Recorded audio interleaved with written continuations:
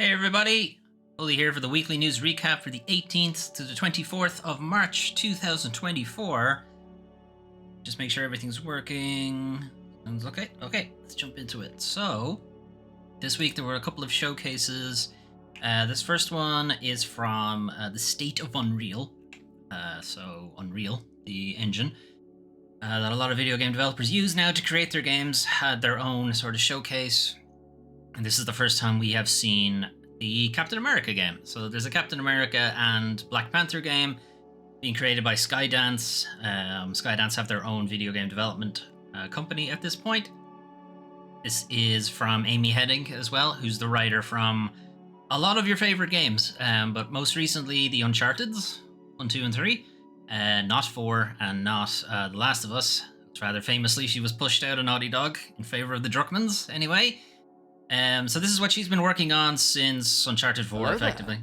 there. Hello there. How's it going, Melvin? This trailer is all CG. It's not clear how much of this is actually in-engine, how much of it is gameplay, and so on. But it seems like it's going to be kind of the Uncharted style stories that you're kind of used to, but with some superheroes and what have you. Set during 1943, as the title might suggest. So it's, close to the end of the World War II.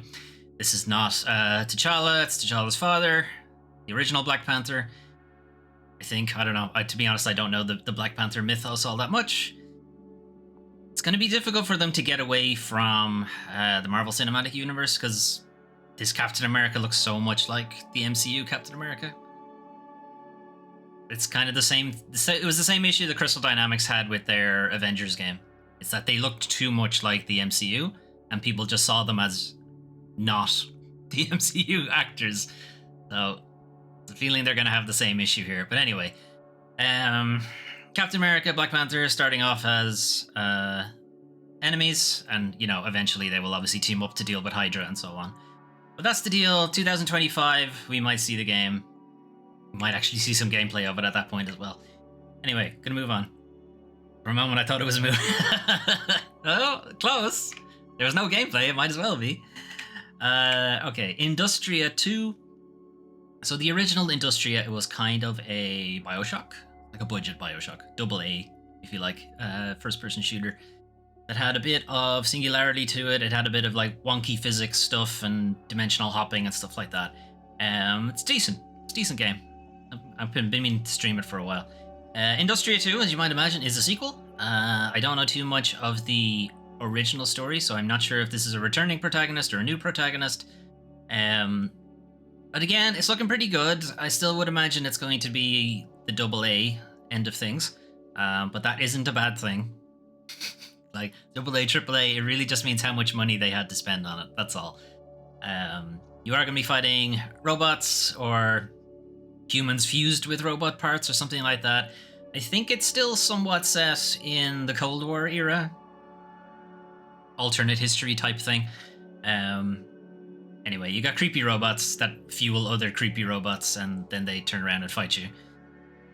It's a whole thing.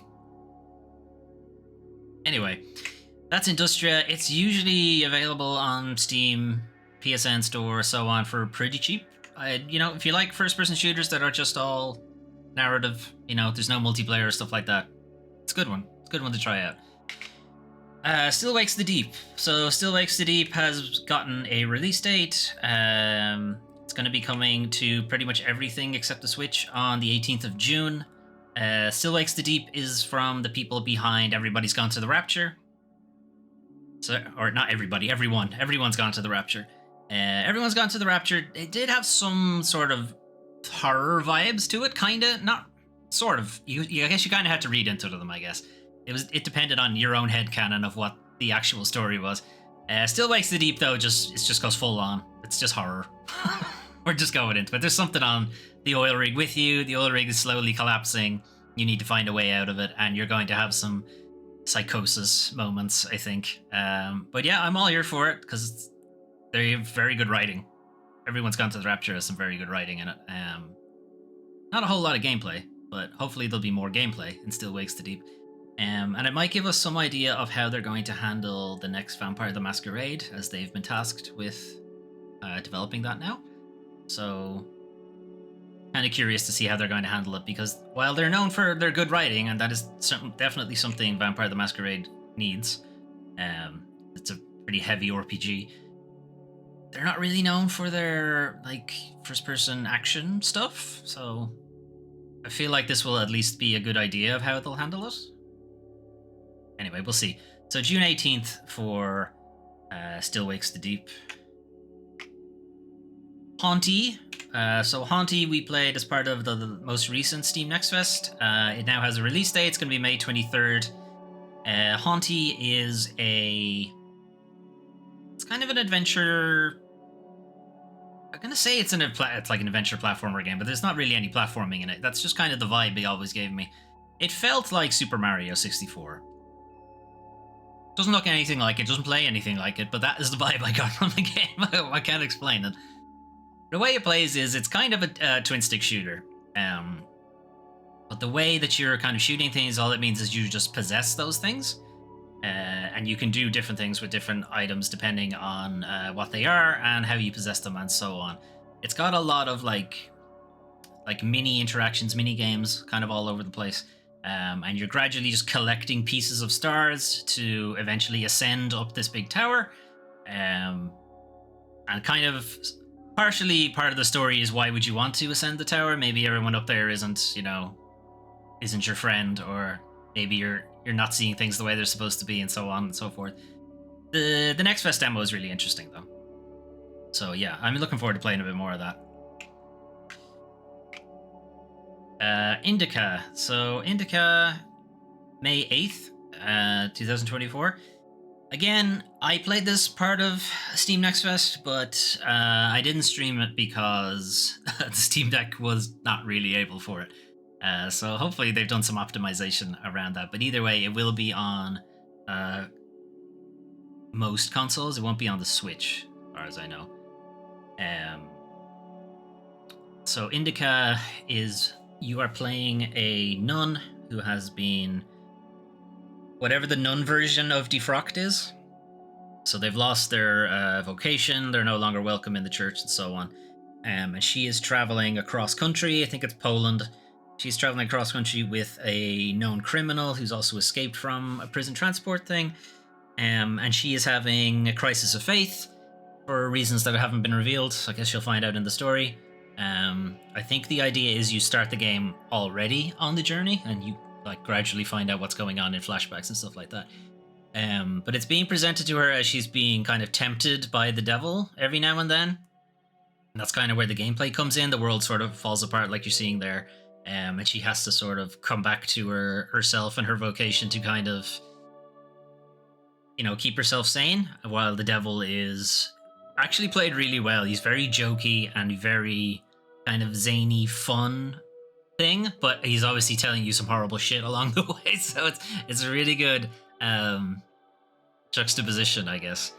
The demo was really good, and I thought it was really well written. So again, looking forward to more of that. May 8th for Indica. I believe it is everything except the Switch. Yeah, pretty much everything except the Switch. Harold Halibut. Date for that, April 16th. So this one's actually pretty soon.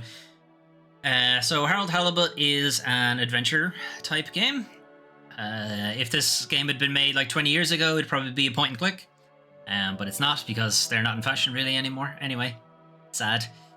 As you can see, it's kind of going for this stop motion puppet kind of vibe to it. I don't like the kind of old puppet shows that I guess I would have watched when I was younger. Although they were on their way out, I suppose, when I was watching them. Anyway, it's just a really interesting art style. It's got a really interesting animation style that I'm quite interested in. The idea is that you are Harold. You're, I think, a maintenance man on this human like Ark ship that has become stranded underwater on an alien planet.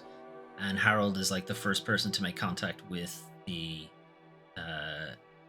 native inhabitants of the planet, and is kind of given the task of forging negotiations, diplomacy, I guess, with the natives. But he's kind of not really the man for the job, we'll say, but he's been given the job, I guess. And it's just that kind of idea of kind of living with these people and trying to get them all to get along and that kind of thing. There was a demo for it, but the Steam Deck just refused to play it, so I don't really know how it plays, but I'm kind of intrigued more for the art style than anything else. Broken Roads is April 10th, 2024. Again, for basically everything. Actually, no, for everything. It's just it'll be out on the Switch a little bit later than the rest of those consoles. So Broken Roads is effectively post-apocalypse Australia. So post-apocalypse Australia, but also some Disco Elysium and then also some XCOM along the way. So you've got a kind of non-linear story. The kind of story sort of branches out the way just based on your decisions and stuff like that. Tactical-based combat is... I'm saying XCOM. It's not really XCOM because it's a bit more fluid. XCOM would have been a bit more grid-based, whereas this seems a lot more just points-based. It's free moving. It seems interesting.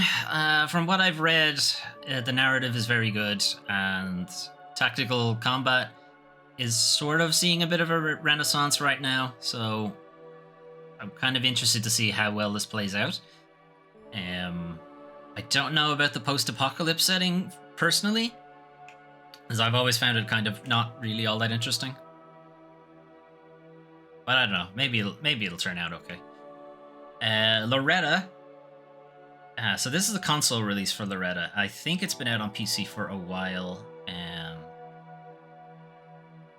Date's not in the description, so you'll have to wait till the end of it. So the deal with Loretta is you're playing Loretta, titular character. You have, 1930s US. You're happily married, in quotes. You discover your husband's cheating on you. You kill him, as you would. And basically most of the story is how do you hide the body, and then how do you keep it under wraps? How do you keep people from finding out? If somebody does find out, how do you keep them quiet? And maybe you have to kill them as well. And you're gradually sort of losing your grip on reality because of that.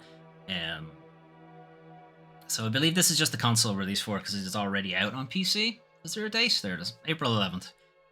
Yeah, it seems interesting. It reminds me of the game Overboard from Inkle.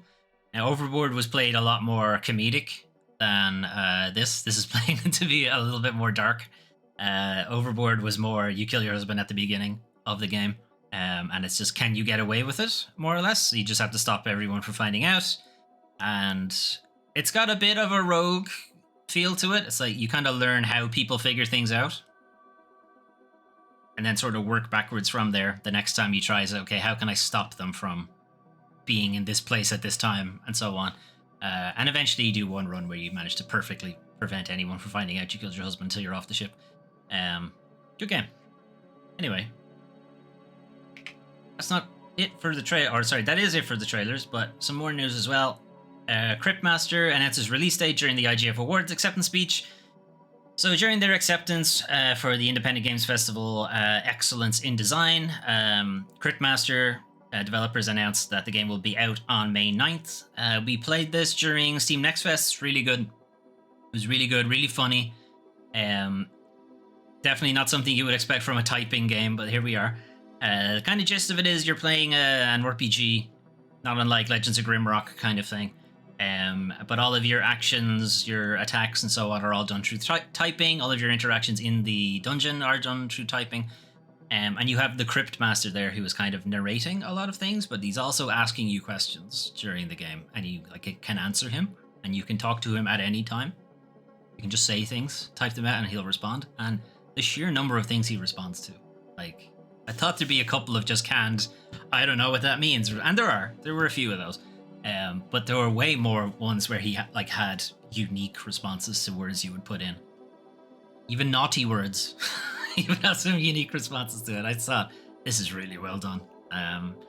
So yeah, I'm very excited to play more Cryptmaster. I just thought it was really, really good. It was one of the standouts for Steam Next Fest, the last one. Obsidian's espionage RPG Alpha Protocol returns to store shelves after 4 years in licensing hell. So Alpha Protocol, this was the super spy RPG made by Obsidian that kind of got memory hold about 4 or 5 years ago. It was taken down from Steam because of the usual reason: music rights had expired. I don't know why they aren't just in perpetuity. Why do films get away with it, but games don't? Can anyone explain that to me? Why do TV shows get away with it, but films don't?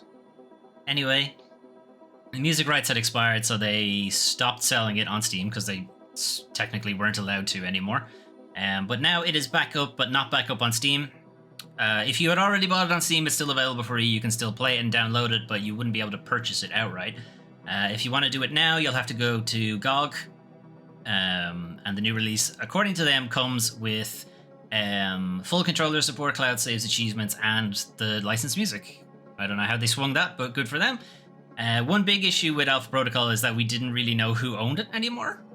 So even if they did want to rectify the licensing issue, the question was, who do we get to do that? Who has the legal right go around doing that? We don't know.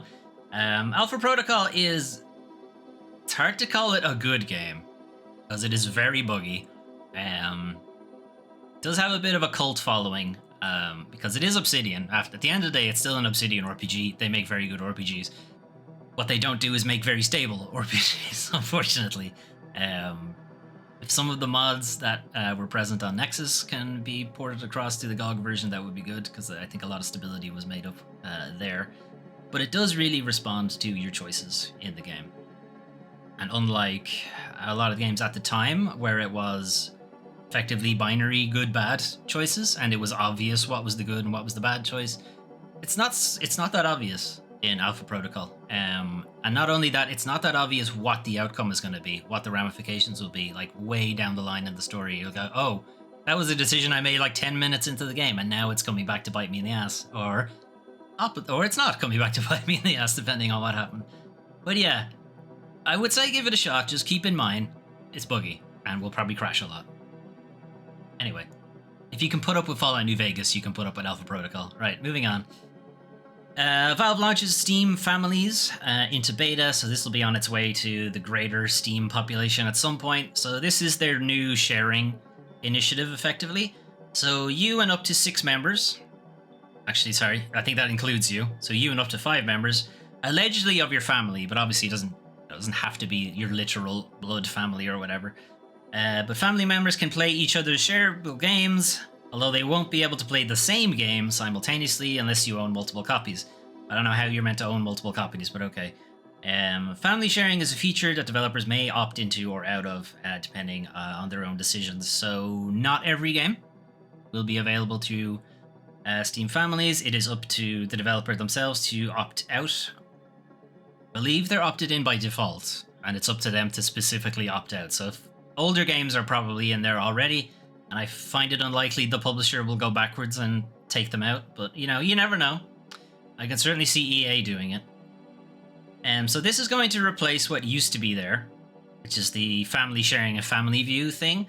So if you were sharing your game, your Steam account with other people, like I was, unless they are in the same country as you, I think is now the criteria. The restriction now is that they have to be, I think, either within the same IP range or in the same country, same nationality, something like that. So my brother who lives in Canada, you can't play my Steam games anymore, basically. Not that he did. I don't know, he asked me to do it and then he didn't play any of the games. Anyway, he won't be able to now unless he decides to move back. Tough shit. Moving on. Free Epic Games this week. First up is Call of the Wild, The Angler. If you're somehow not familiar with Call of the Wild games, they're just Sims, effectively, for outdoorsy people, hunters, and so on. Usually it's hunting games. You know, it's Call of the Wild, and then they'll pick a particular area of the world that's known for its hunting, I guess, and then off you go. The Angler, as you might imagine, is fishing. That's kind of the deal. From the creators of the Hunter Call of the Wild Sea games comes an open world fishing experience. You just go to various nice looking places and fish. Okay, I guess it appeals to some people, I suppose. Anyway. And then Invincible presents Adam Eve. So this is based on the Invincible universe. To be playing as Adam Eve. I do not know very much about Invincible. All I know is it's very violent. That's all I really know about it. This particular game is a choose your own adventure, not unlike the Walking Dead series from Telltale.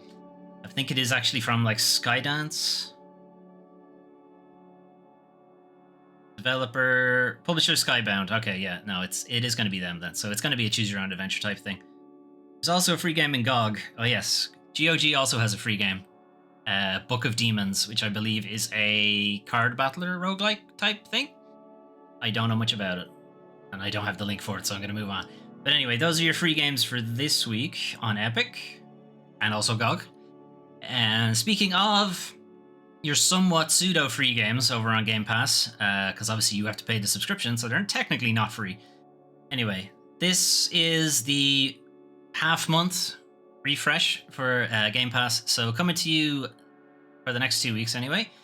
Formula 1 2023, which is actually 2 years old, despite what the name would suggest, because sports games are weird, but here we are. There's a link. Can I pull it across into this? That's a good question.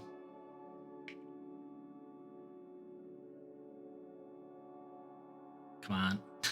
Come on, chat. Open up. Why are you taking so long to load? Okay, there we are.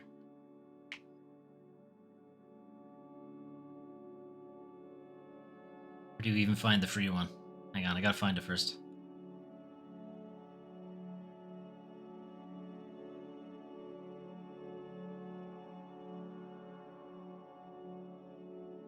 Alright, there we go.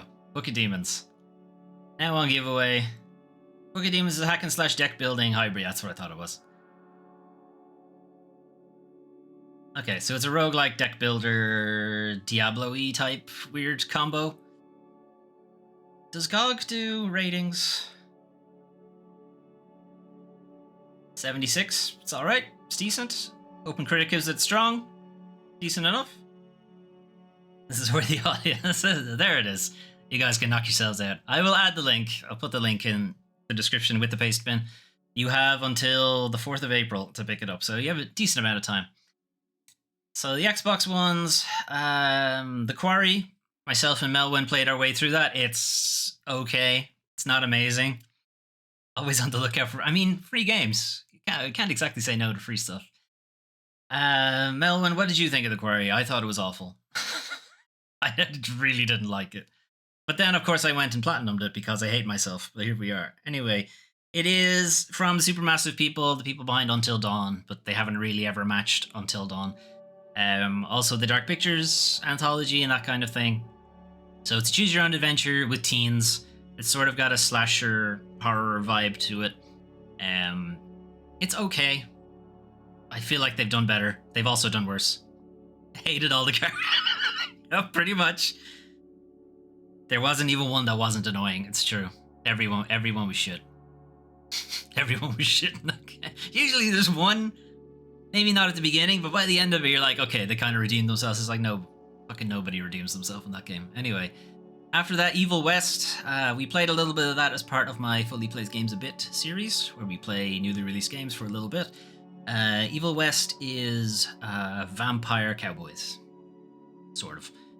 So it's hard to call it a third-person shooter. Think of it more like the modern God of Wars, the way they're kind of an over-the-shoulder melee game. Only there are also guns in it, but melee is actually your main focus for Evil West. It starts off really good, and then just gets bogged down in like really spongy enemies and just really unfair enemy setups and stuff like that. And I just felt by the end of it, I was like, I just want to be done with this game, you know? So I feel like it really pads itself out too much and just makes enemy encounters really long just because enemies have so much health. Not because it's fun. Not because they're hard. Just they take forever to kill. That's the only real problem. If they could have taken the energy they had in the first third of the game and stretched it out, I guess, that would have been good, but they didn't. Then we have Hot Wheels Unleashed 2 Turbocharged, so Hot Wheels racing, so arcadey racy stuff. Open Roads is from, I believe, former Fulbright developers. So Fulbright has had a weird schism in their development, and the studios have had to go different directions. I believe it's still considered a Fulbright game, but technically it's not owned by them. There's some weird internal politics going on there. Open Roads, though, is from former developers who made Gone Home, and Tacoma, I think, is theirs as well. They're both pretty good walking sim type games. Open Roads is a mother and her daughter. Her daughter is just leaving her teens. She's like entering her early 20s or something like that. And they're on a road trip to the grandmother's house to... I don't know if it's to go to the funeral or if it's to collect stuff from the house or something like that. But the general gist of it is how they bond over the journey to get there. And, you do have choices you can make along the way that might change how they respond to each other, but it's generally like the story of the two of them kind of reconciling their differences and stuff like that. Haven't played it myself, so I don't know how well exactly it plays, but that is the gist of it. Super Hot Mind Control Delete, I believe, is the combo of the original Super Hot game and the VR version. I think that's what that is. If you're not familiar with Super Hot, one, get familiar with Super Hot because it's really good. The gist of Super Hot is you're kind of dropped into a combat arena, and the gimmick is time will only move when you do. So as long as you don't move, you can look around and sort of see what's going on, see what enemies are on their way attacking you. Someone has fired their gun, you'll see the bullet on its way towards you and stuff like that. And then when you decide, you can move. You can only move a little bit as well. You can just move and then see how things change. And go this way and see how things change and stuff like that. But time will eventually catch up with you. If you don't get out of the way, you're going to get hit by that bullet. So you basically have to plot what you're going to do to avoid getting killed. It's very good. Very, very good. And in VR, it's amazing. Anyway, Ark Survival Ascended is the next Ark Survival Evolved. I think it's the sequel. I believe that's like a dinosaur survival sim type thing. Diablo 4 is probably the big one for Game Pass. So this is going to be the first game from Activision Blizzard making its way to Microsoft's Game Pass now that they own Activision Blizzard. Mixed feelings on Diablo 4. I feel like I really don't like that it's always online and that it's sort of a live service stealthily. Not so stealthily a live service game. Kind of disappointing, to be honest. I mean, I'll probably play it eventually, but I'll probably wait until, there's a sizable amount of content there before I go into it. And then Terra Invicta is a game preview, so the game is not actually finished yet. You can think of it as early access for Game Pass. In fact, I think it is early access, so you can see it's just for PC. Terra Invicta, I believe, is a 4X strategy thing. So like Civ, I think. Age of Empires, maybe, something more like that. Not really my genre. I'll have to speak to somebody who knows more about that kind of thing than I do. Anyway, those are some of the games you can play soon, but what if you wanted to play something right now? Well, you can play Dragon's Dogma 2. So this has been... This is hard to explain. So there's been like a meme for years about like Final Fantasy VII getting remade, and wouldn't that be incredible? And like every time E3 comes up or Sony State of Play comes up or something like that, the joke would be, not unlike Half-Life 3 confirmed, oh, they're going to remake Final Fantasy VII, lol. Like, it would never happen, kind of thing. And then it did happen, and people went insane. And then the next one after that was, oh, wouldn't it be great if they remade Resident Evil 2? And then they did, and people went, oh, holy shit, okay. Wouldn't it be great if they remade Dragon's Dogma? And, okay, well, they're not remaking it. It is a sequel, technically. But, you really don't need to have played the first game. I would suggest you still do it, because it's a very good game. Janky as fuck, but it's still a good game. Dragon's Dogma 2 seems like it will be continuing the jankiness, but that is, to be honest, what made the first game really, really good in the first place. So the gist of Dragon's Dogma is, just think your standard medieval fantasy type thing. You are the Arisen. You are somewhat magically bound to the ancient dragon Grigori. It's the dragon you see in this trailer. He eats your heart at the beginning of the game. And the gist of it is you want to get your heart back. Pretty much. that's kind of the goal. Which is very similar to the first game. But there are like political machinations for why you can't do that. Grigori sort of heralds the end of the world kind of thing, and if you do go and get your heart back, it'll cause destruction and so on and so forth. So you're trying to find various different ways that you can sort of not cause that to happen. Along the way, you'll have various party members. The party members very much take after you tactically, so if they see you do something in the game, they're more likely to do it as well. So things like you swapping to a bow when ranged enemies appear, they'll also do that. If you start throwing things at enemies, they'll start doing that. If you start picking enemies up, they'll start doing that, and so on. And you can have some hilarious interactions with people. Enemies as well can also do this kind of thing. They can pick you up. They can just yeet you across the map. Flying enemies, if you climb onto their back and they take off, you're going with them. They're gonna go fly. They're gonna go way across the map, and now you are miles away from where you started, and your party members are all over there as well. You're like, well, shit, I'm in trouble. That's assuming he doesn't drop you, which he absolutely will, and so on. There's just all sorts of really funny interactions you can have in the original game, and I've seen tweets and videos and clips and stuff from the new one, and it's more of that. There's just more of it. It's hilarious. I'm really looking forward to it. Anyway, that's Dragon's Dogma 2. Then we also had a game that will probably be overshadowed by it, Rise of the Ronin. This is currently a PlayStation exclusive, and YouTube does not want to go full screen no matter what button I press. There we go. Okay. So Rise of the Ronin is set during the period of time that everybody sets Japanese games in for some reason, which is a couple of years after they opened their borders. So the Europeans are making their way over and turning everything into shit, because that's what we do. The Bakumatsu period, so I was trying to remember the name of it. So Japan is basically becoming modern. Guns are making their way in, different forms of technology are making their way in, but it's also at war with the more traditional side of Japan. So you have samurai that are, refusing to use guns, and some of them are still using guns and stuff like that. Why is this a live action trailer? Anyway, it's developed by Team Ninja, the people behind Neo. It's probably the biggest, not inspiration, but probably has like the foundation of the game. It's definitely coming from Neo. They were also made the Chaos game, Stranger of Paradise. The guy who just says Chaos every 5 seconds, that was them. Wolong Fallen Dynasty is them as well. It's like Chinese Neo, and Neo was Japanese Dark Souls kind of thing. What I'm saying is they have a pedigree of really, really good, really tight combat games. So I'm hoping the combat is really good, and I imagine it will be. What I'm more concerned about is that it's an open world game, and they haven't made an open world game before, so this will be their first attempt at it. From what I'm hearing, it's very Ubisoft style open world.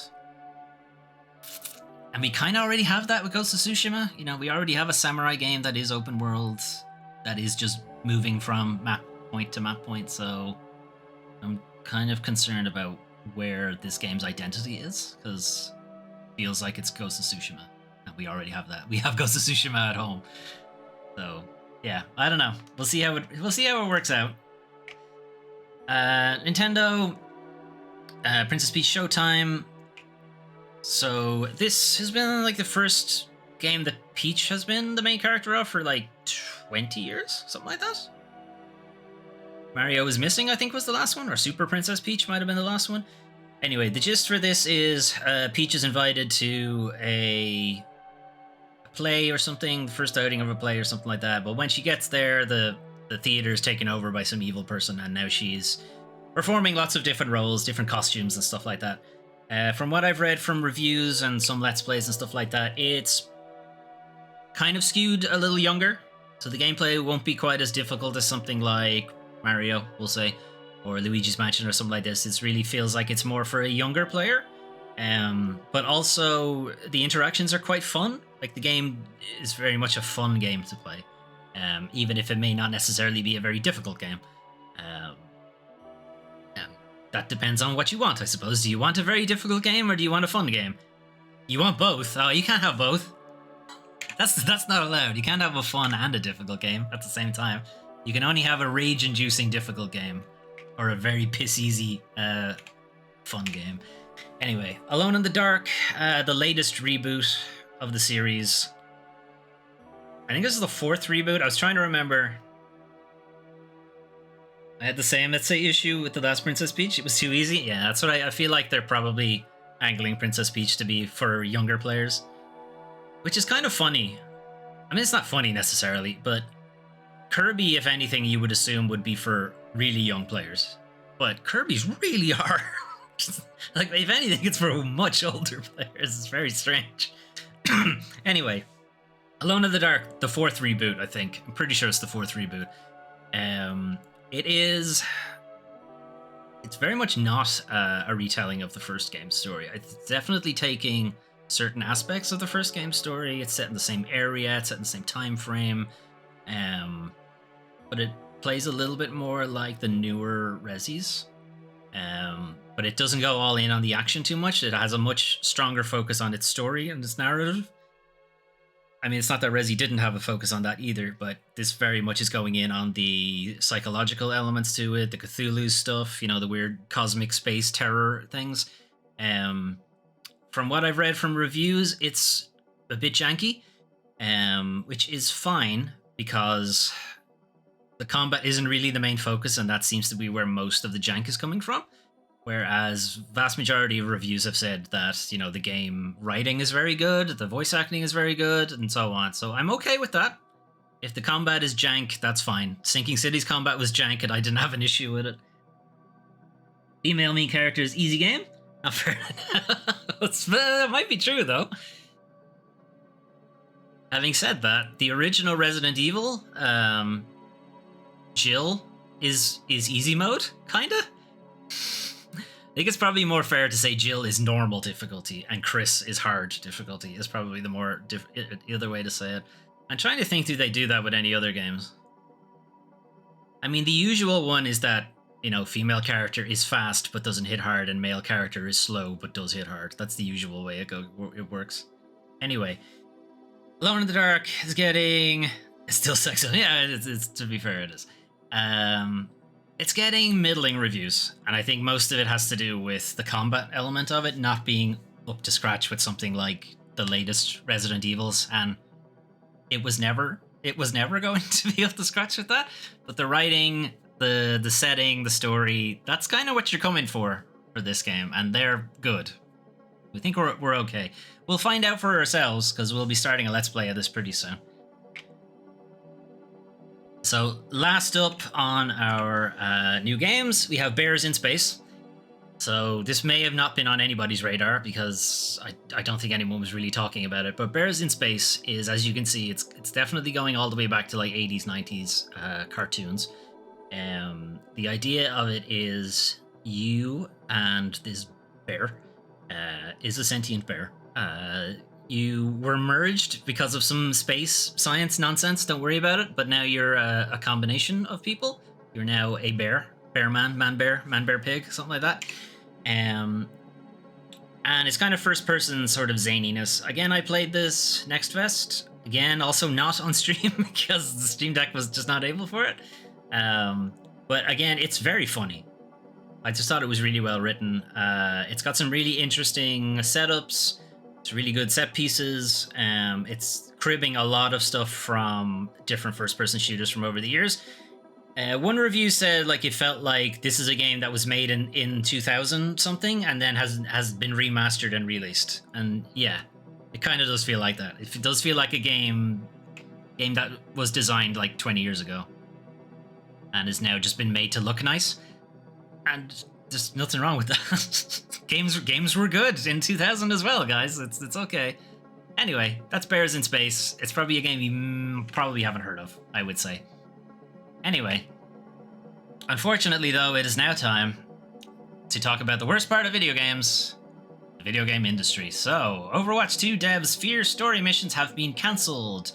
The PvE campaign was pitched as the sequel's big pillar. Now ex-devs tell Kotaku its future is unclear. So, this has been something that has been dogging Overwatch since the first game. And it's that it is clear that they have some kind of story. But they have never said what the story is, ever.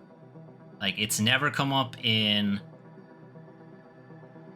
I think it's come up in the comics, and that's about it. And even then, I don't think they're considered canon, so who knows what the story for any of these characters is. You have a kind of some idea that there's good characters and there's bad characters and they're fighting each other for some reason, but you don't know why. You don't have any real actual plot that the game is going through. And the whole reason that Blizzard gave for why they wanted to make Overwatch 2 and not just update Overwatch 1, which is what vast majority of live services would do, because you already have the install base, the players are already there, you just improve it. They wanted to make a sequel. And they wanted to make a sequel because then, if we can change like engine and re-architect a bunch of stuff, then we can start doing like story missions and PvE stuff and that kind of thing. And that was kind of the carrot that was used to get people to go from Overwatch 1 and be okay with an Overwatch 2. Because they're gonna get story elements and stuff like that. And presumably new game modes and characters and all that kind of stuff. Anyway, that didn't happen. Didn't happen at all. They just got people to buy Overwatch 2. And it was identical to Overwatch 1, basically.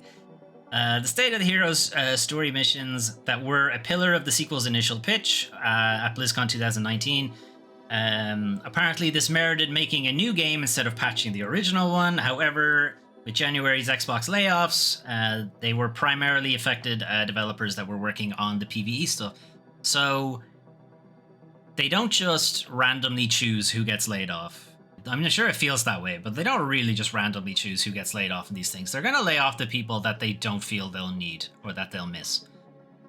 So the Overwatch team, higher ups along it anyway, clearly feel that we don't need the PvE team. So we're gonna lay off all of them instead. So I think you can probably assume at this point that any PvE stuff is not going to happen. Overwatch 2 has transformed into something almost unrecognizable from those original promises. So all the stuff that they said that they wanted to do for the sequel, delivered basically zero of it. Allegedly, these problems have been tied up in the pipeline, dating back more than 5 years. Work on the campaign missions was apparently held up in pursuit of a nebulous thing called Blizzard Quality. Now, you can sub in Blizzard Quality, you can sub in any of the big developers, publishers instead. You can say EA Quality, BioWare Quality, Marvel Quality, Sony Quality, any of them. They all have this nebulous fucking thing that they won't describe. And it's really just used as a way for them to say no. That's it. It's a way for them to insist on more crunch. It's a way for them to just not make a decision. You'll see it everywhere. A term used to describe a standard the company aspires to. According to one source, this became a crutch that was frequently used to avoid making calls that would move the development of story missions forward. I'm shocked.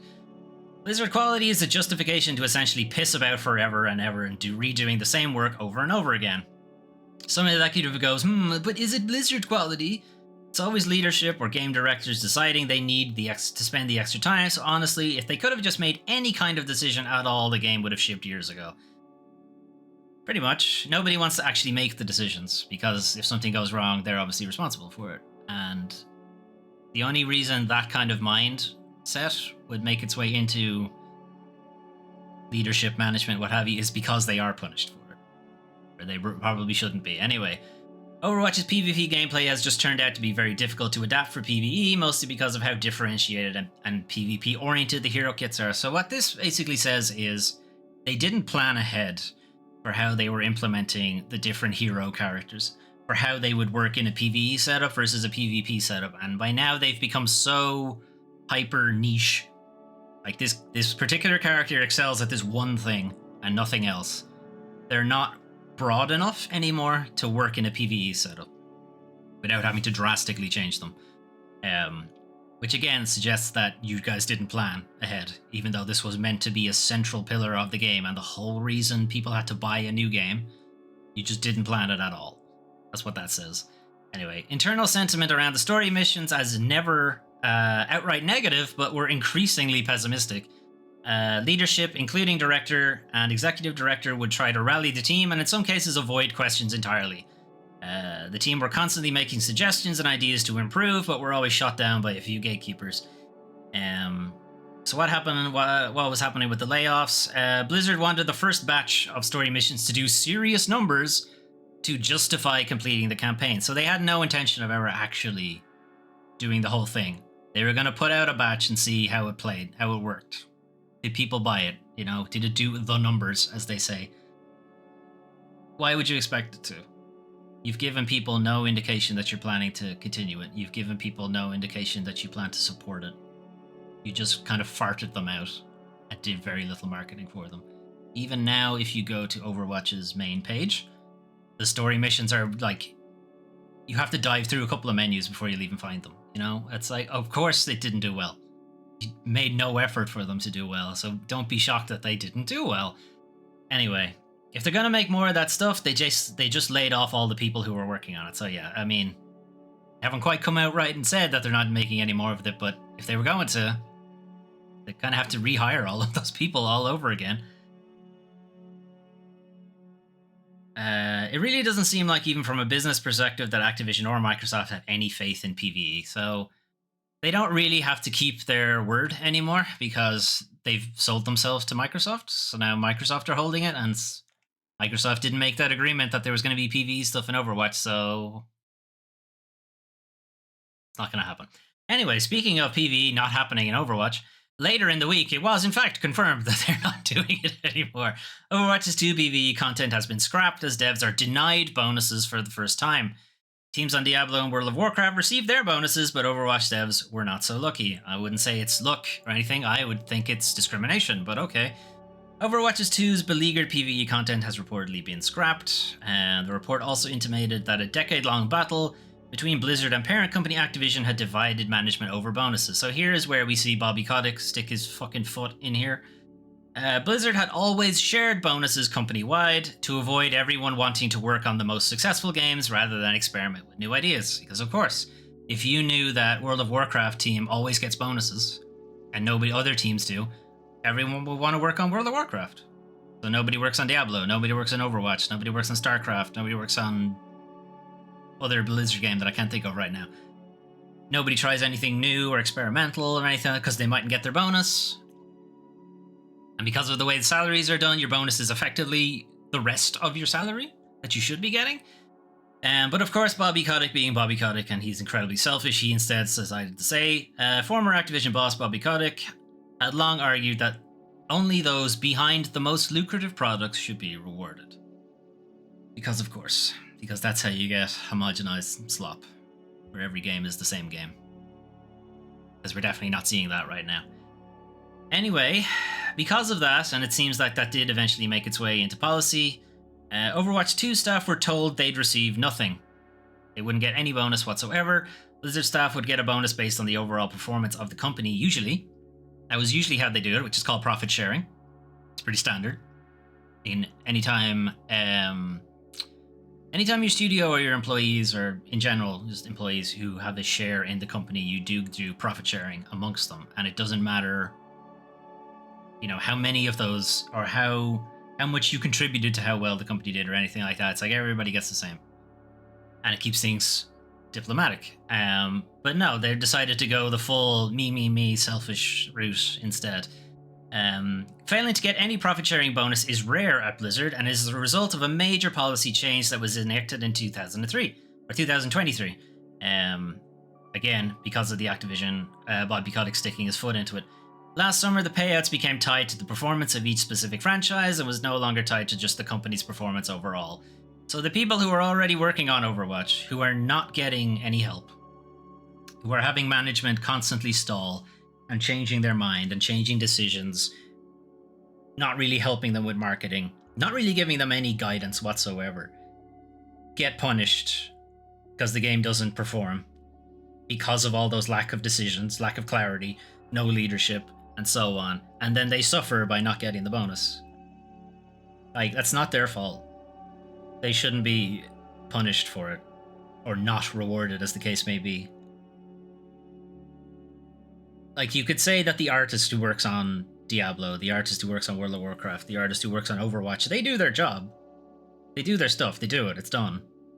How the game turns out after that is not really up to them at that point. Same with the programmer, engineer, architect, environmental artist, all of them.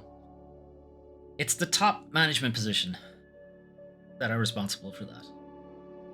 A company or a game or a franchise or whatever not making its money, it shouldn't be apportioned out to the rest of the team. It lies at the responsibility of the person making those decisions. If anything, they don't get their bonus, but everybody else does. But really, it should have just been kept to policy, which is everybody gets paid. You did your job, here you go, here's your money. If you want an extra bonus thing, buy shares, I guess. Like, the whole bonus incentive thing, it used to be that the bonus was just on top of your salary.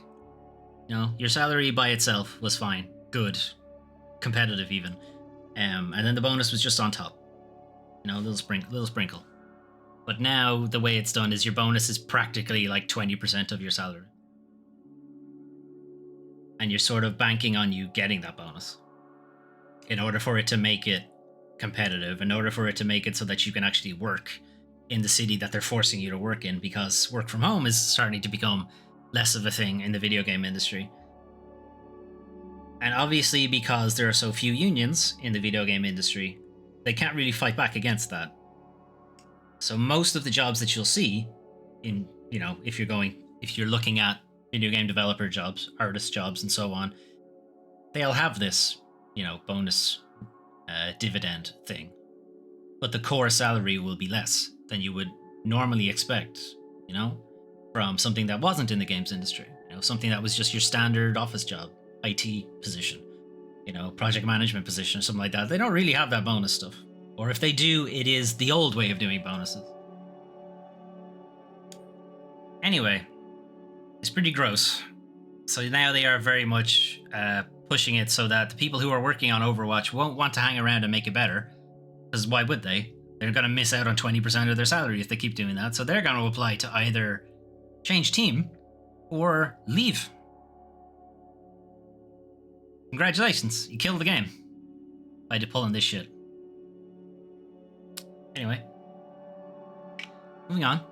So Dragon's Dogma, or Dragon's Dogma 2, was released this week on Friday, and it was hit with some controversy over on Steam. In particular, it was review bombed, and the reason for it was all of the microtransactions that it shipped with. Now, I think there's a picture of all of them somewhere.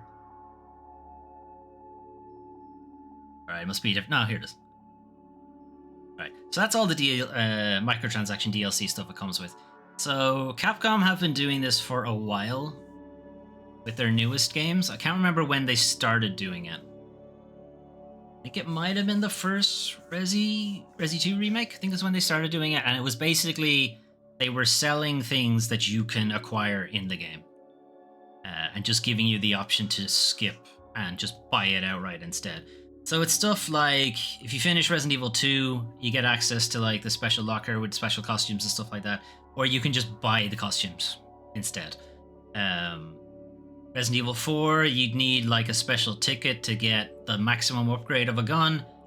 Again, you can acquire that in-game by just playing the game, or you can buy the ticket and just skip ahead on it. Devil May Cry had something similar for just experience points and stuff like that. You could just buy experience points, but again, you can get it by just playing the fucking game. And this was taken massively out of proportion from people reading it and thinking you couldn't get these things in game, or not reading far enough into the articles on the reviews and stuff for figuring out that you couldn't get these things in game, because absolutely everything that is on that list is acquirable in game, and pretty easy too. A lot of it is just lying around. You pick it up anywhere. Why they're selling it in the first place, kind of strange. Anyway, all of this unflinching commitment to its world and how players creatively experiment within it makes the decision to attach random microtransactions to Dragon's Dogma 2 feel particularly weird. It's probably because it wasn't the team's decision. So what he's getting at there is Dragon's Dogma and Dragon's Dogma 2 are known for their sort of... What's the way to explain it? They don't tell you what to do. They don't give you any guidance. So it's kind of like Elden Ring, kind of like Breath of the Wild, sort of, in that you're just plonked into the world, and it's like, off you go. Here's a nebulous goal that you need to do eventually. There's no rush on it, you know? You can do that at some point, you know? Breath of the Wild, go fight Ganon. Do it right now if you want, or you can just mess about on the map. Elden Ring, become Elden Lord. Figure out how to do that. We're not going to tell you how. Figure it out. Dragon's Dogma is get your heart back from Grigori. Figure out how to do it. You know, they don't really tell you how to do anything. Combat and stuff like that, you'll sort of figure out tactics by yourself. Again, you're not really tutorialized on anything. The whole point of it is to get you immersed. It's to not pull you out so that, okay, here's how you aim, here's how you do whatever. They'll very briefly give you it's L2 to aim or something like that, but they won't lead you by the nose to the next quest. There's no marker on the map to tell you where to go, kind of thing. Like something like, say, the Ubisoft games would do, or Skyrim would do, or something like that. And it's just what they're going at is they're doing their best to avoid making it seem like you're playing a video game. Only to then have microtransactions that make it very obvious that you're playing a video game. To make it obvious that there are things that you can skip or what have you. And that's why it feels like two different teams were working on that side of things. Because it's almost certainly that the core development team on Dragon's Dogma did not know anything about these microtransactions. And it happens a lot. There's a lot of teams that don't know anything about the after-sales stuff that goes on. Because it's usually not up to them to put in. Anyway, part of the controversy was, obviously, they're selling these things that are just shortcuts for the video game. But the other issue is that they did it after reviews came out and what have you, so they were trying to just slide microtransactions in. To be fair, a lot of games have done that. A lot of games have kept the shop and the microtransaction stuff out of the review version, and then waited like a week, 2 weeks, a month before they start throwing in the shop bit. That would have been included in the review, but obviously wasn't because it wasn't part of the review code, so how could they? Here's the thing, it was part of the review. It was written down in the review document that most of the big games will give people who are given code to review. They'll also be given a big document to make sure they don't miss anything, basically. And one, it's super spoilery, so a lot of journalists won't read it. Or they'll go back to read it later, or flip through the first few pages or something like that. But then after that, there's usually like an info docket on certain things to like highlight, which is usually not spoilery. Usually just the back of the box kind of thing. And on that was, microtransactions are a thing, here's what they are, yada yada. And most people went, oh, I mean, you can find these things in game. Why are you even selling these? Whatever. I'm not even going to bother mentioning it. And that was kind of it. That's it. That's all it is. This is very basic stuff. This would be like, I don't know. This would be like Nintendo selling like a batch of rupees for Link, or level ups for Mario or something like that. It's like you don't need them. You can get them in game. Not level ups, 1-ups. It's like selling arrows for people in Skyrim. It's like, I don't need these. They're all over the fucking place. Like, why would I buy them? I don't know. I guess somebody will. They figure somebody will buy this shit, I suppose. Anyway, because of this review bombing, the PC version is sitting on mixed at 40%. It's just angry. It's just your standard angry video game nerd, just being a shithead, as usual. The vast majority of these things, the most controversial microtransaction items can still be found for free in-game just by playing the game. The microtransactions aren't great. They really shouldn't be there in the first place. It's clearly just somebody trying to pad the balance to make just a little bit extra money for the people they can kind of con into getting this stuff. And as is pointed out at the end of this, which is kind of something you sort of are admitting about your game, is that if you are offering people the opportunity to pay to skip grinding or to skip an annoying part of the game or something like that, you have sort of tacitly admitted that the game is frustrating at that part. Like, that this is a sore point. In which case you would change the design of the game so it's not a sore point anymore, right? Not monetize the sore point. You absolute dickheads. Like, clearly that's what you're admitting. Now, I don't think that's really the case in Dragon's Dogma, but again, I haven't played it, so I'm not sure. But I don't really think that's what they're going with. Because it very much looks like it's the same kind of thing that they did for Resident Evil, the same kind of thing they did for Devil May Cry. Well, maybe not Monster Hunter. Some of it's for Monster Hunter, to be fair. A lot of that was just play the game and you'll get all of it anyway. Like, why did you buy the game to not play it? I don't understand. Like, clearly they're going to get somebody's going to buy it. Somebody's going to get frustrated about it. Somebody doesn't want to have to finish... I don't know. Somebody doesn't want to have to finish Resident Evil 2 in under 4 hours or something to get the rocket launcher or something like that. I guess. Fine. You just want to have fun with a stupid rocket launcher? Fine. It's like €1. Knock yourself out, I guess. But some of it's like... Some of it's for stuff you'll get like an hour into the game. Just let it go. You don't need it that early. Anyway, I just think it's completely blown out of proportion. Right. Something that's unfortunately not blown out of proportion. PlayStation VR 2 production paused because stock is piling up. So it's alleged that Sony have stopped making any new PlayStation VR 2 headsets because they have such an amount of stock still to ship. PS VR 2 sales have continued to slow down, according to Bloomberg. Sony has reportedly manufactured over 2 million units, but has, I guess, managed to not sell all of them off. Sony have not disclosed sales figures for the PSVR 2. They have also not commented on this particular report, which in and of itself is probably not a big deal. However, they have commented before to correct things from Bloomberg in the past. So Bloomberg have said in the past that Sony slashed its planned shipments of the headset following disappointing pre-order numbers. Sony came back after that to say that there was great enthusiasm for the PlayStation VR 2 headset.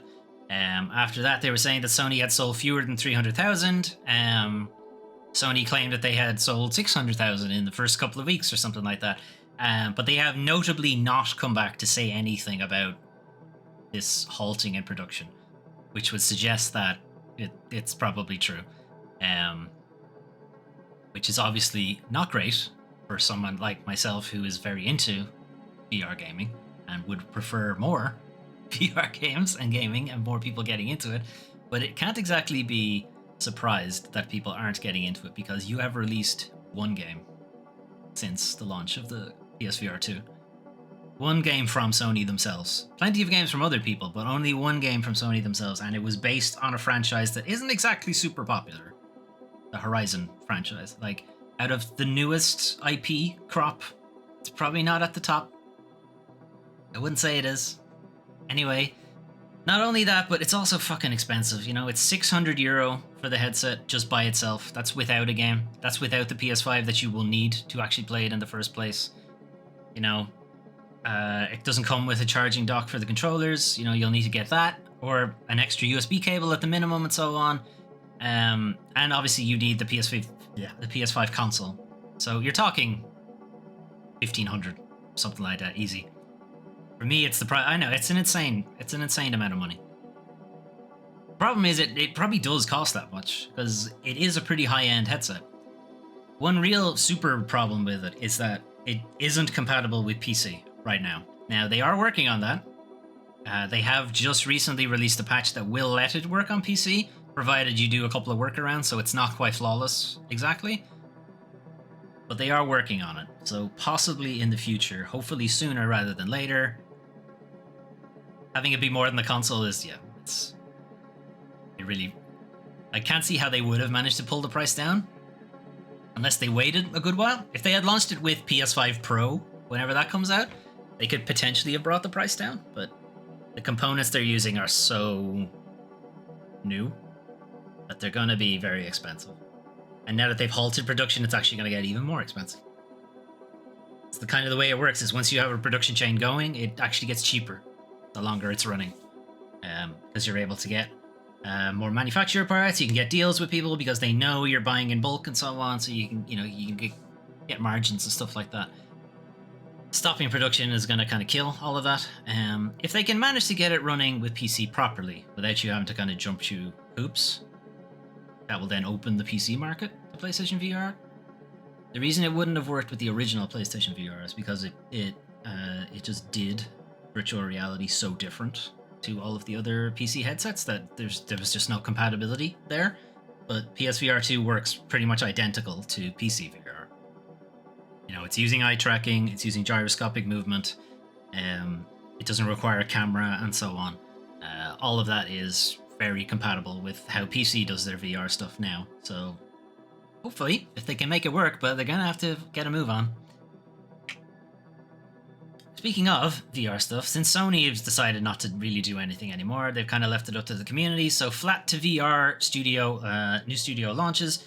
So Flat to VR is a modding community around PC VR stuff. So what they typically do is they take flat games, essentially not VR games.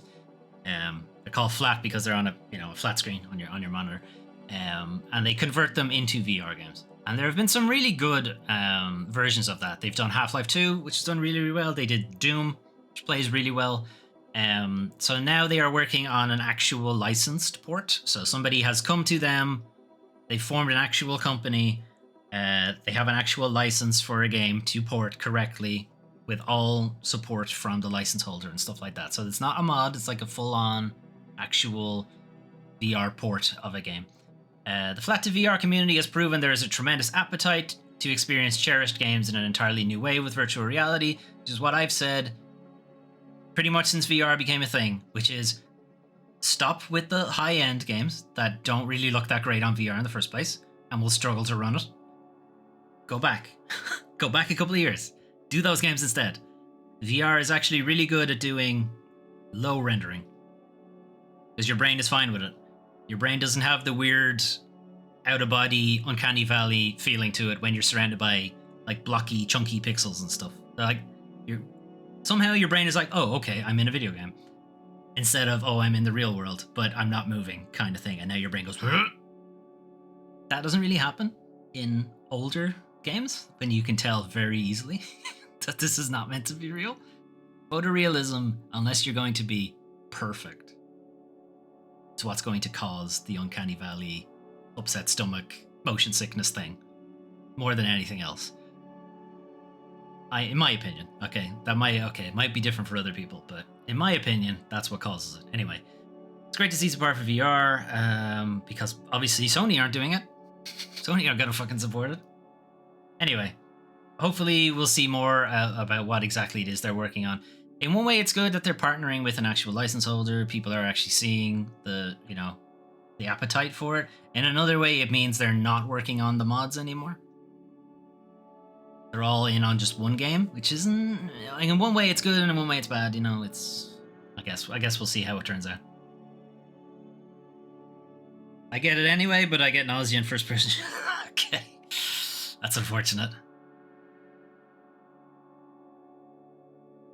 I'm not sure there's a way to fix that, to be honest. Just play only VR games where you sit down, I guess.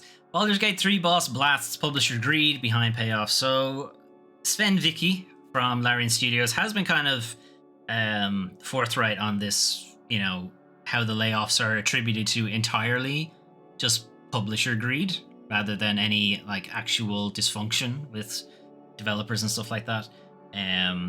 He talked about it at... It was an event after the Game Awards, but I don't remember what it is now. Or it might have just been a blog post, actually. I think it was just a blog post. So this is during GDC, which is currently ongoing, Games Developers Conference, which is where game developers get together and they talk to each other, they show off some of their tech, they can discuss how did you do the animation on this character and how did you do the lighting in that section and so on. They can kind of share stuff between each other. It's good. It's a good deal. It's also a way for independent game developers to sort of showcase their games and maybe acquire a publishing deal with some publishers who'll also be there at the place and stuff like that. So yeah, it's pretty good. Sven was, I believe, accepting an award for something. Does it say it on this? I think he won Games Developers Choice, or Larian Studios won it overall, or something like that. Sorry, no, it's Best Narrative. Best Narrative is what they won it for anyway. But yeah, he attributed just all of the job losses and stuff just to greed. Greed has been fucking this whole thing up for so long since I started. I've been fighting publishers my entire life, and I keep on seeing the same mistakes over and over and over.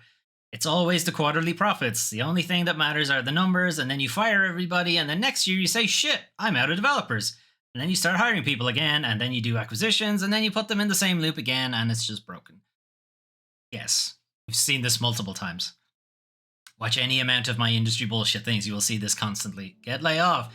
You do super well, record profits, let's lay everybody off. Oh, why did our second game not do so great? Because you fucking fired everyone who knew how to make the game. Dumbass. Anyway, he went on to say, you don't have to do that. You can make reserves of your cash. You just slow it down. You don't have to have all the money all the time. Some of the money is good. That's fine too. Just get some of it. You don't need to get all of it. Just slow the fuck down. This was kind of echoed by Xavier Nelson Jr. also during an acceptance award.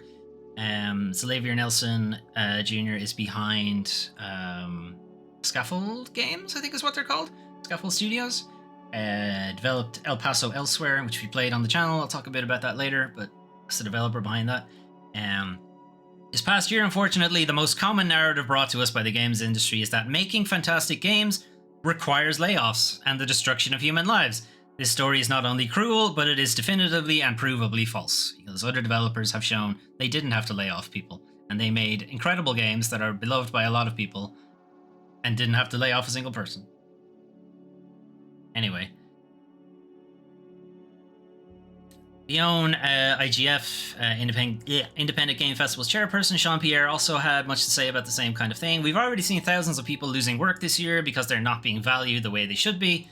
People are working overtime and on weekends only to be left behind when a game is completed. It's unhealthy, it's certainly not sustainable, and the end result of this is a weaker games industry for all of us. They're being made to feel like they don't belong, that the work that they are doing is not significant and instead harmful to games. Sorry, there's actually two separate things. So the first thing is about how publishers will make all the money off the game because the developer worked really well on it, really hard on it. Sacrificed weekends, sacrificed their social life, sacrificed their family life. Not great, extremely unhealthy. But again, publisher, management, whatever, didn't step in to go, hey, you're being a little unhealthy here. You might want to slow that down. It's just a video game. Relax. No, instead they pushed them harder to get more money. And then when they got all the money, they said, right, fuck off. Doesn't matter that you've effectively burned through your life, burned yourself out. You're not going to get any of the rewards from any of that. And now you have to probably move to find a new company to work on who's probably going to treat you the exact same way. And eventually you're going to go, you know what? I like making games, but I don't like it this much. I'm out. I'm going to get a more stable job. Goodbye. Now you've just lost the person who made probably your favorite game. And that's what happened. And happens a lot. You've lost a lot of people because of that. The second part of his quote is based on how the video game community itself addresses developers and how it can be very bullying, very harassing, like outright threatening. And basically, directed at usually women or black people or, just pushing bigotry on people who are making the thing you like. And you're being incredibly aggressive towards them. He's basically saying they're made to feel like they don't belong, that the work they are doing is not significant and instead harmful to games. This is beyond unacceptable and change is well overdue. Yes, it is, but how? Because the people who have the power to actually make any of that change don't want to, because they make money out of it. And also they keep you afraid of your job. So you won't speak up about it. Anyway. So some news around Kotaku, which is why I only really had the one article from Kotaku this week, is because their entire editorial policy has effectively been inverted by their owner, and it's possible we're probably not going to be seeing many Kotaku articles on this show, at least for the foreseeable future. Kotaku editor-in-chief resigns after criticizing management. Some personal news, I've resigned from Kotaku and Jim Spanfeller isn't Herb. That's some kind of inside joke that I don't get. It basically just means he's a dickhead, but I don't understand the reference, to be honest. Anyway, they disagreed with the decision to focus the site's priorities on guides instead of news. So the idea here is that Kotaku's owners have effectively decided that people don't go to Kotaku for their editorials and for their news articles and their journalism. Apparently, even though the site numbers would tell you the exact opposite. No, they go to Kotaku for their guides, apparently. Have you ever gone to Kotaku for a guide? I haven't. I go to GameFAQs. Sometimes IGN. Or YouTube. Or I don't bother and I just figure it out myself. But I don't go to Kotaku, certainly not. Anyway, they've decided, no, that's definitely what we're going to turn Kotaku into. Anyway. So this is from Jen Glennon, former editor-in-chief. I firmly believe that the decision to invert Kotaku's editorial strategy to deprioritize news in favor of guides is fundamentally misguided, pun possibly intended, given the current infrastructure on the site. This decision is directly contradicted by months of traffic data and shows an astonishing disregard for the livelihoods of the remaining writers and editors who work there. On top of that, Kotaku's remaining staff is now expected to write 50 guides a week for the site. Just 50 guides. Doesn't matter how big the game is. 2 giant games came out this week. Dragon's Dogma 2 and Rise of the Ronin. Now, Dragon's Dogma 2 all by itself, enormous. And not only that, because it's not a cookie-cutter Ubisoft thing, you're not going to know all of the different activities. You're not going to know all of the different quests and so on, and how to complete them and what have you. That's going to take forever. That's going to take months to write. Rise of the Ronin, possibly you get away with it. SSP Showtime, okay, it's probably not a whole lot to write about, but the point is, not every guide is the same. The people who've been working at Kotaku haven't written guides like that. There's a style to it. There's a skill to it, to writing guides. It's like a very technical way of writing. It's like writing technical documents. It's not like writing articles, editorials, opinion pieces, stuff like that. They're very different types of writing. And they're expected to just churn them out. 50 of them. A week. So was it a week? A week. Not even a month. Like a month I would have said that's still stretching it quite a bit. But no, 50 guides a week. Unless they're going to say the guide is just like how to complete a single quest. Maybe. Maybe you'll hit 50 in a week. I doubt it. Unless you just never stop working on it. Anyway, this is obviously a pretense for them to just get rid of the people entirely and just swap all the way over to ChatGPT. ChatGPT, how do I complete this quest? Oh, this is how you complete this quest. Blah, blah, blah, blah, blah. That quest doesn't exist in the game, ChatGPT. What are you talking about? Anyway. So yeah, until that changes, and it probably won't, because Kotaku's management, Geo Media's management in general, have been intractable about this kind of stuff. We're probably not going to see much Kotaku on the weekly game news, or the weekly news recap. Anyway. What's going on in the community? So Sony recently put out, I think on Twitter, it was like a competition poll type situation, and where they dropped in like all of the Sony IP spoilers. They missed like 400 other games because they only focused on the most modern stuff. But anyway, they put out a list of Sony wants to know what your favorite PlayStation game is, as long as it isn't Bloodborne.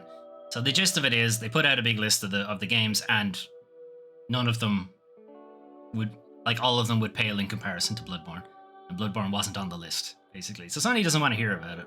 Sony doesn't want to hear that one of the games that it was exclusive to their platform, that you can't get anywhere else, that people are dying to have either a remaster or a remake or a sequel or anything, absolutely anything. Even a port would be fine. They don't care. They only care about Horizon Zero Dawn and the new God of Wars and The Last of Us, I guess. That's it. Anyway, Sony launched a poll earlier this week inviting players to vote on which game reigns supreme, and Bloodborne was nowhere to be seen. So a lot of the responses to it were, you kept Bloodborne off the list because you knew Bloodborne would wash the whole list. Where is Bloodborne? Bloodborne, poll closed. And so on. Various things like that. A lot of the responses were just, where's Bloodborne? Lol. I mean, you could go back further into their PS1, PS2, PS3 catalogs. A lot of those games were missing. Shadow of the Colossus wasn't on it. Ico wasn't on it. Gran Turismo wasn't on it. No. So many things. It just... Now, obviously, this is just a community manager having a bit of fun. The fact that they left off Bloodborne is somewhat telling, but it wasn't like the CEO wrote the poll or anything like that. It's just some lower down person. Point is, they didn't think to add Bloodborne, I guess, is the issue. They had added other PS4 games, but not that. They did have Demon's Souls on it, so they're aware of it. Like, they should be aware of Bloodborne, but it wasn't added. Anyway, people will take that and think Sony don't give a shit about Bloodborne. Now, I don't think Sony give a shit about Bloodborne, to be honest. But again, there isn't some conspiracy thing here. It's just a community manager who was trying to have a bit of fun. hugely backfired on them. This has happened before. You'd think they'd learned their lesson by now.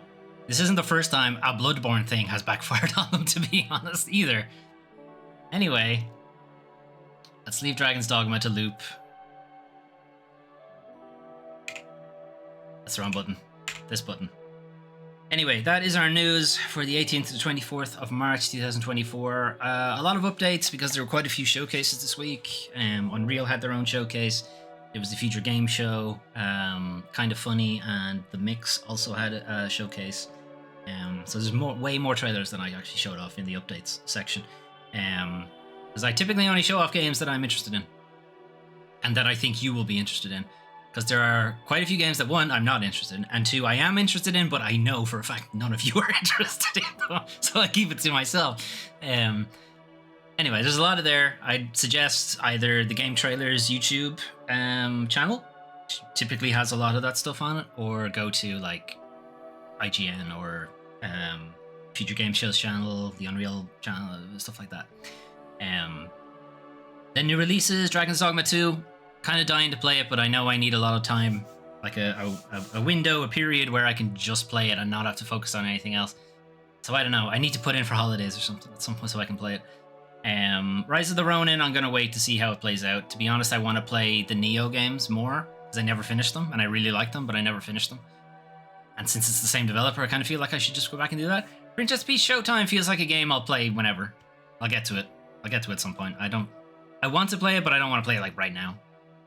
As I said, Alone in the Dark, we're going to play that on the channel at some point pretty soon. And Bears in Space, I have to check if it's actually on console. I'm not sure if it is. I wasn't paying attention at the end of that trailer. I wasn't sure if it's PC only or not. The demo that I played, I actually found it to be kind of hard. So I'm wondering then if they have maybe tuned it. To be fair, I was playing it on PC with a controller, and it's possible it just wasn't tuned for controller support. Industry bullshit. I mean, Overwatch has been a bit of a mess for quite a while now, and it's it's understandable now why it's been like that. Basically, they've just been given zero support whatsoever, and now punished for it, and expecting them to just stay there and keep working on the game. You're losing people. You're going to be losing people here. Especially because now they're pushing return to the office, much like Rockstar are with GTA 6. They're complaining that development is falling behind on GTA 6 somehow. I don't know how they know that. How would they know? How would they know development's falling behind?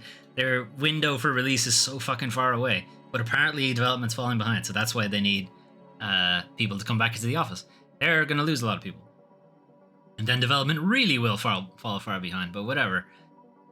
Sony stopping PSVR 2 production. I mean, I don't like it, but they've also not really been supporting the headset in the first place.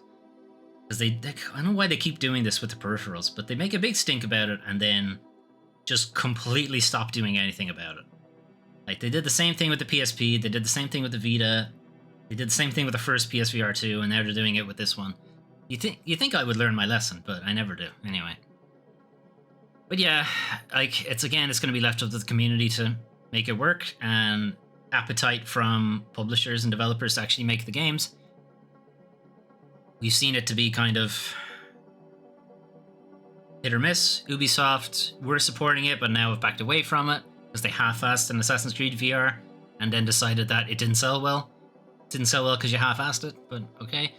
And then you have Capcom, who are doing some incredible VR stuff. Like Resident Evil 4 in VR is incredible.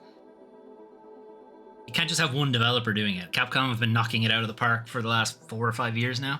Like, they're due a lull, unfortunately. This is how it works. You can't keep running like this forever. They're gonna fuck something up eventually.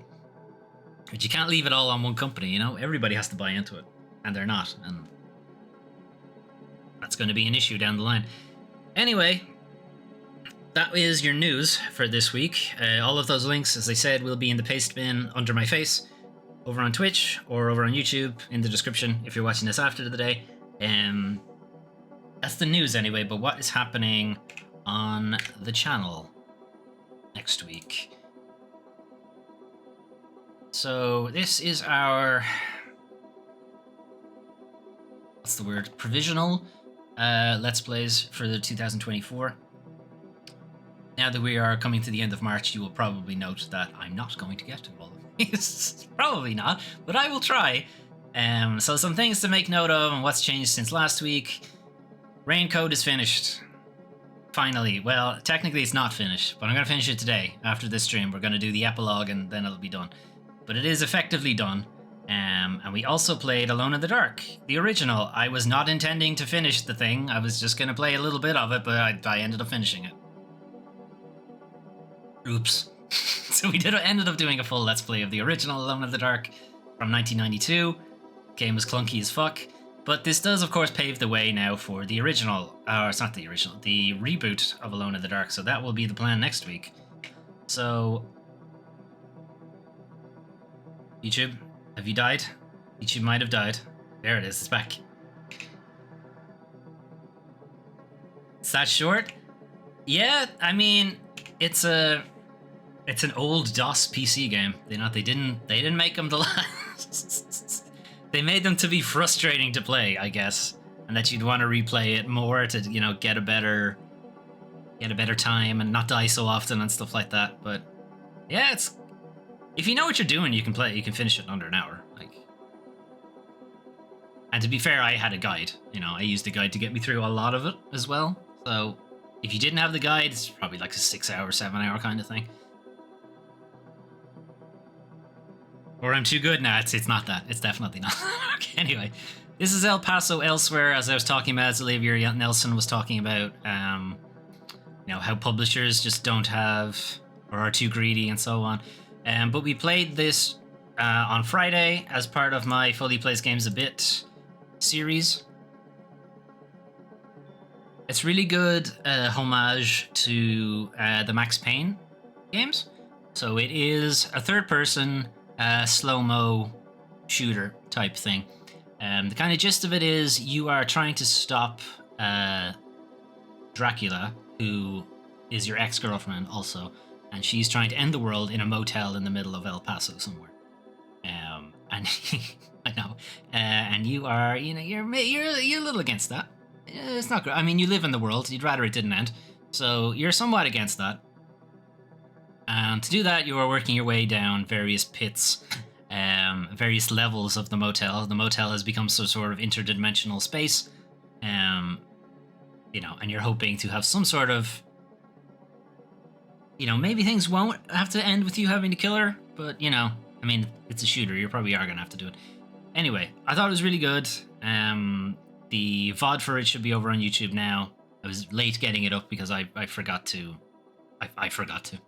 I just forgot to make it public. Anyway, it should be there now. But yeah, I think it's a good time. It's a fun shooter. Really, really good music. It's actually really well written, really well voice acted. The main character is very, very good in it. Anyway, I give that a look. As I mentioned, Alone in the Dark, 1992. I did finish it on Thursday. I was meant to only play it for a little bit, and then I'd move on and play the new one. But I kind of got into it, and I thought, you know, I could maybe finish it. How much longer is left in it? Anyway, this video, as you might imagine, they didn't exactly do trailers in 1992, so this is just the intro to the game.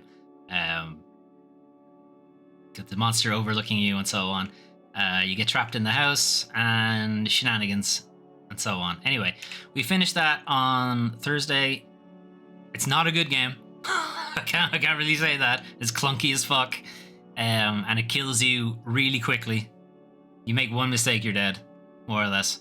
It really is a thing of remembering the things you're not supposed to do, and remembering not to do them, or just save scumming like crazy, which is what I ended up doing.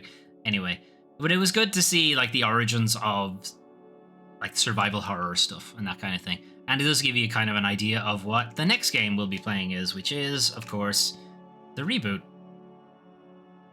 So we're going to be playing the new Alone in the Dark, starting on Friday. We're going to start the Let's Play of this. I need to check if the story actually changes depending on which character you pick, or if it's just the same and you're a different person. If it's the case that it's actually a different story, we'll do both characters. If it's not, I'll flip a coin and pick one of them. But yeah, I'm kind of looking forward to this. And now that I've played the original, I can kind of see how many things they've, pulled across from the original game into the new game and so on. I read it changes a bit. I think it'll probably change a couple of interactions, but I'd imagine the story will be mostly the same.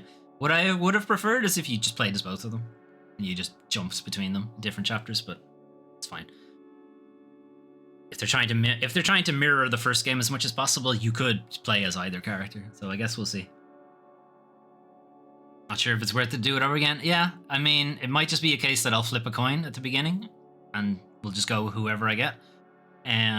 But yeah, we're going to start that on Friday. I don't know how long it is or anything like that. I haven't checked how long to beat, so I don't know how many parts or whatever the stream will be. But that is the plan. So that's our schedule for next week. So continuing Banishers Ghost of New Eden on Tuesday. We still have some side quests and stuff to clean up on that, but hopefully we'll get back to the main quest this week. There won't be a stream on Wednesday. Go for the Stranger Things, dude. What? Is that not sexist though, Melvin? Am I not supposed to pick the woman? Or is that, can I not pick the woman because that's the easy game? Anyway, there won't be a game on Wednesday, or there won't be a stream on Wednesday. Wednesday is now the new D&D game, the new D&D day, which used to be Friday. It's now Wednesday, so every now and then there won't be a stream on Wednesday. And like now, this week. Women equals boring? I don't know about that. Tomb Raider's not boring. Bayonetta's not. Anyway. Stasis Bone Totem on Thursday. I would imagine we're going to finish that. I think we're pretty close to the end of it, but I said that last week and we didn't finish it, so who knows. Raincode is finished-ish. Again, as I said, I'm going to do the epilogue a little later today. I take a break and get something to eat. Let my throat recover. But then we're going to start Alone in the Dark. We'll do a back-to-back on that Friday and Saturday, just make it, a decent dent in it. And then Sunday, Weekly News Recap, which is the one you're watching right now. And this time it really will be at 12. Maybe. I wouldn't put too much stock in that time. It very rarely happens.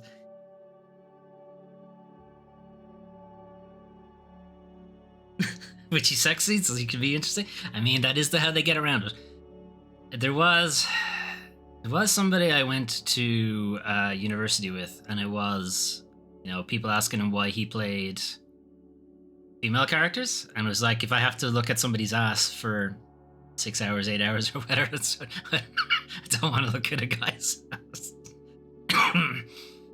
Work for him, I guess. Anyway, yeah, so next week, the time zone changes for Ireland and certain parts of Europe because we're still doing this stupid shit. So we're going to be an hour later, a little bit. So we're moving from UTC 0 to UTC +1 tonight. We lose an hour. We get less sleep. I don't know why anybody agreed to this, but here we are. We're still doing this stupid shit. So yeah, if you're watching from not Ireland or England, keep that in mind. It'll be an hour later than you were expecting. Right. That's it for me for this week. It's tonight? Yeah, it's tonight. It's tonight, Melvin. You're gonna have to go to bed 1 hour earlier than you would expect. Otherwise, you're gonna lose an hour. Right. Or if you're like me and you stay up and you'll be like, oh, it's only 1 o'clock. I still got plenty of time for I to go to bed. And now it's 4 o'clock and you go, I gotta go to bed.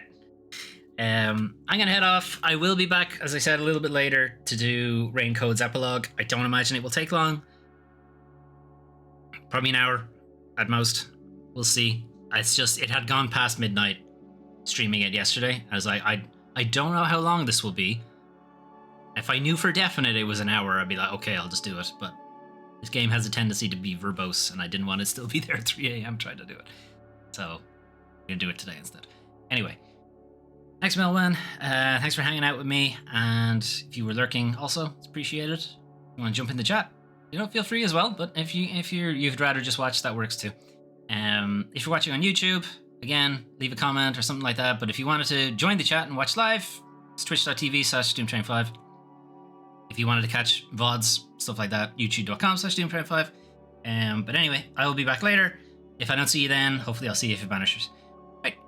Have a good one. Bye bye.